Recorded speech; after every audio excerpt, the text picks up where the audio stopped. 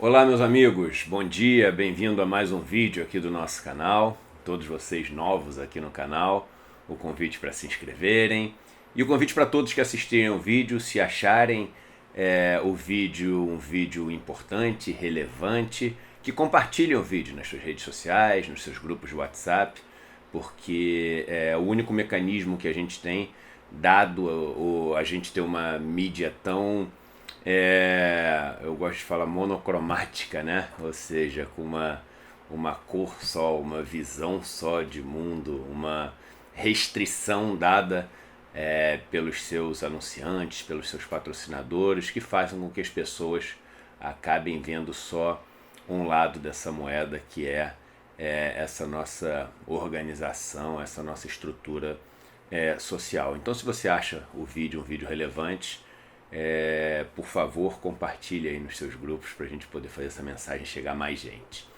Eu vivo dizendo nos meus vídeos, né, que essa história de que se a gente não fizer isso, se não fizer aquilo, o Brasil vai quebrar, ela é até certo ponto curiosa, né?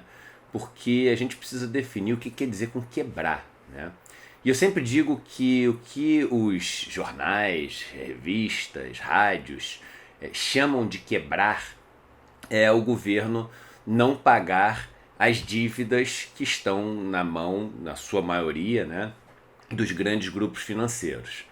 Se você entrar no site do Tesouro Nacional, você vai ver que em grandes números, né, a dívida pública federal ela está mais ou menos um quarto dela na mão dos bancos de investimento, um quarto dela na mão dos fundos de investimento e um quarto dela na mão dos fundos de pensão, 10% mais ou menos na mão de investidores estrangeiros. Ou seja, você tem quase 90% da dívida na mão desse sistema financeiro. É claro que tem pequenos investidores nessa história, mas a maior parte dessa dívida está na mão dos grandes bancos e dos grandes investidores. Então, quebrar na linguagem dessa turma significa não pagar os juros ou não honrar essa dívida que foi contraída com esses grupos financeiros.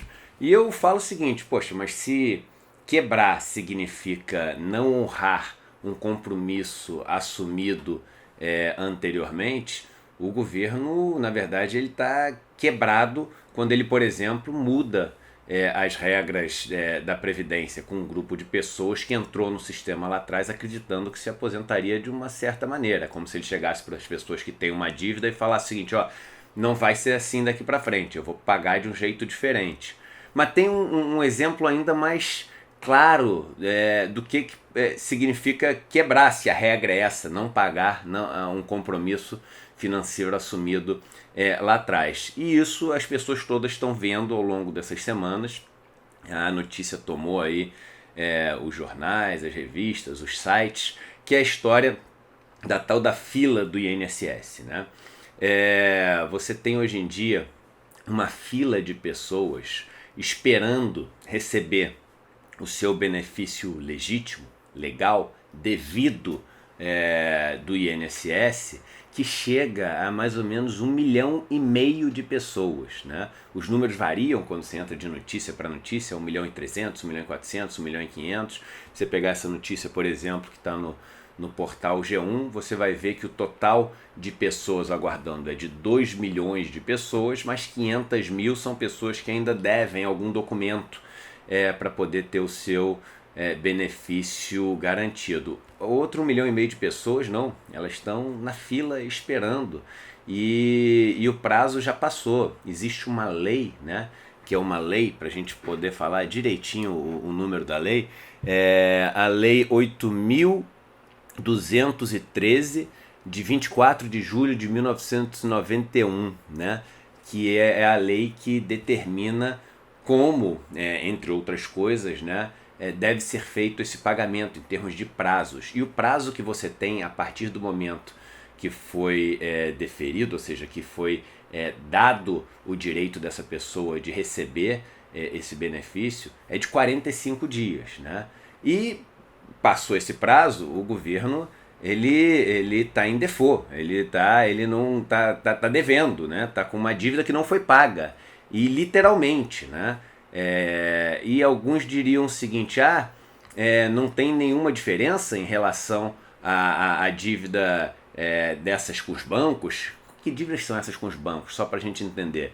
São essas dívidas desses títulos de renda fixa, principalmente com esses títulos de renda fixa do governo, as LFTs, que são as letras financeiras do Tesouro, as LTNs, que são as letras do Tesouro Nacional, as NTNs, que são as notas do Tesouro Nacional, tem a série B, né, que é a NTNB, e outras séries da NTN também. Então, o que acontece? Quando um governo não paga uma dessas notas, ele entra em default, né? Ou seja, ele está falhando o pagamento. E quando ele não paga uma dívida que ele tem ou com uma mãe que tem direito lá ao auxílio maternidade, ou alguém que está doente que tem direito ao auxílio doença, ou com os aposentados, que são a maior parte desse grupo de pessoas que está na fila, ele também não pagou um compromisso assumido no prazo assumido. Então, na prática, é igualzinho a outra. Eu só não acho que é igualzinho a outra, porque é pior, né? Porque numa você está devendo, na sua maioria, né, para uma pessoa que já tem muito dinheiro, que está com aquele dinheiro ali poupado para viver de renda, né? No outro você está devendo para uma pessoa que depende daquilo ali para sobreviver, para passar por um momento difícil, no caso de estar doente, por um momento difícil no caso de ter tido um filho, né, ou uma filha, por um momento difícil no caso de você ter atingido uma idade onde você tem a dificuldade de continuar trabalhando e usando a sua força de trabalho para ganhar.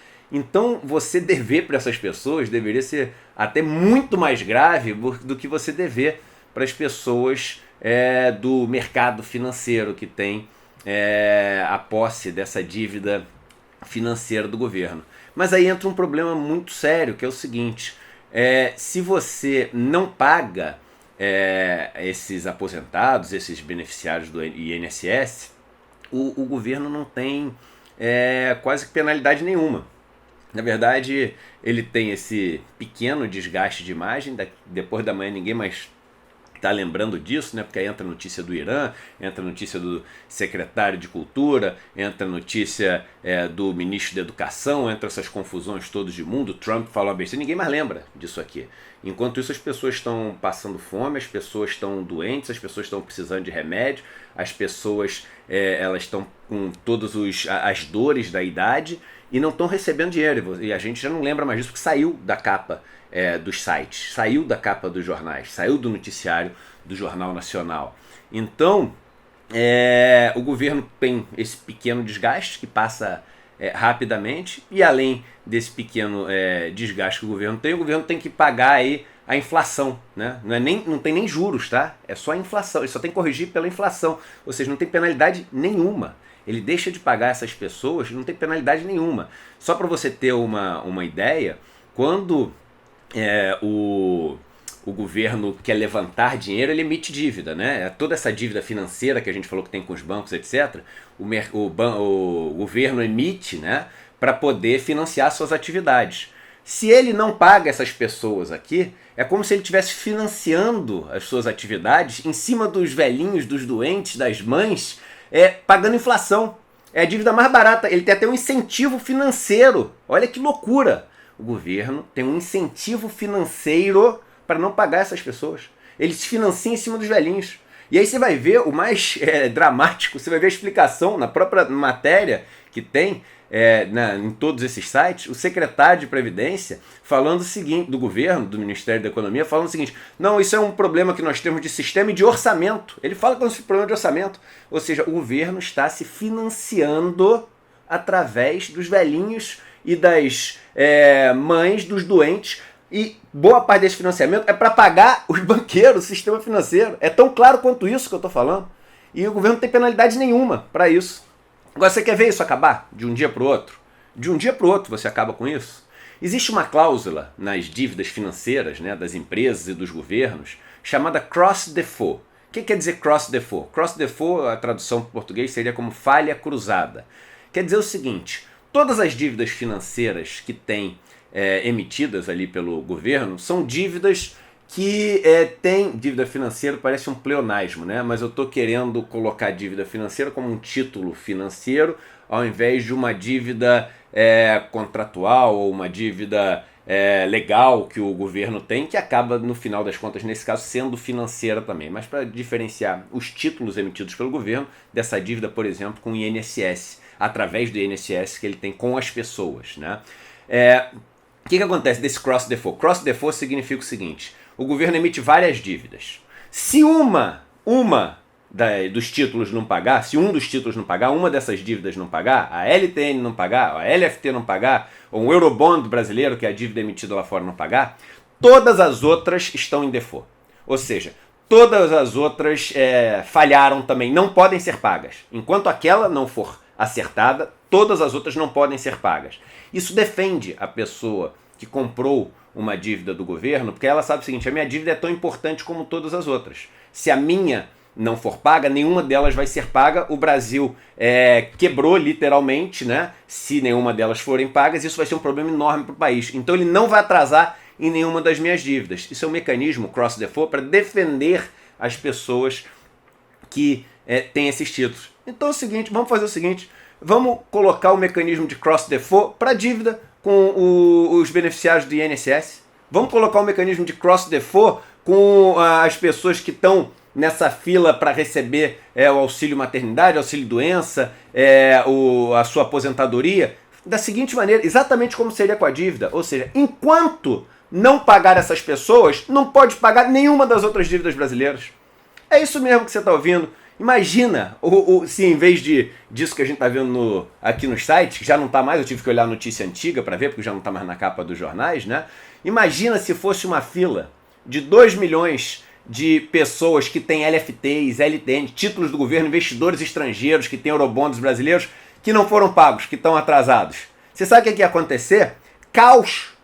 O mundo inteiro só estava falando do Brasil, o Brasil quebrou, notícia no mundo inteiro, fila, força-tarefa do governo para poder pagar isso. Eles iam dar um jeito. Por quê? Porque quem está do outro lado não são os velhinhos, não são as mulheres grávidas, não são os doentes, são os banqueiros. Porque é a mesma coisa, é governo devendo e não pagando. Como eu falei, muito pior nesse caso, porque as pessoas que não estão sendo pagas são pessoas muito mais frágeis em termos financeiros. Então, vamos colocar essa regra, que é a seguinte: cross-default, essa dívida é tão importante quanto as outras. Não precisamos nem botar que é mais importante, vamos botar que é tão importante quanto a dívida dos banqueiros.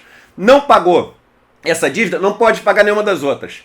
Aí, o primeiro argumento contra esse tipo de medida vai ser o seguinte: mas se você fizer isso, aumenta muito o risco da dívida brasileira, e aí vai aumentar os juros que o Brasil tem que pagar na sua dívida, e esse custo maior vai ser pago por todo mundo. Eu já sei o argumento do outro lado. Eu trabalhei 20 anos do outro lado, eu sei como é que funciona. Só que é exatamente por causa desse medo da taxa de juros geral crescer, disso poder gerar um caos e de não sei o quê, que aí o governo não vai deixar isso acontecer.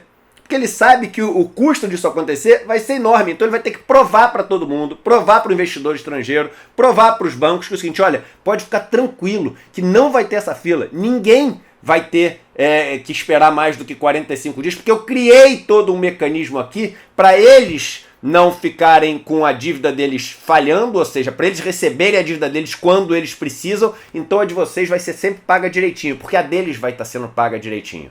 Então o mecanismo de cross-default entre essas duas dívidas, a dívida com as pessoas doentes, com as mães, com os aposentados, e a dívida dos banqueiros, ou seja, colocar as duas no mesmo patamar. Parece uma maluquice elas não estarem no mesmo patamar, né? Mas elas não estão. A dívida dos banqueiros, a dívida dos investidores estrangeiros é muito mais importante do que a dívida dessas pessoas frágeis em termos financeiros. E é importante você saber isso. É importante você ter esse conceito muito claro na sua cabeça. Nosso sistema e o nosso governo tratam os investidores estrangeiros, os banqueiros, com muito mais importância, até na hora de pagar o que devem, do que as pessoas que estão, muitas vezes, literalmente morrendo. Então, tá aí uma ideia.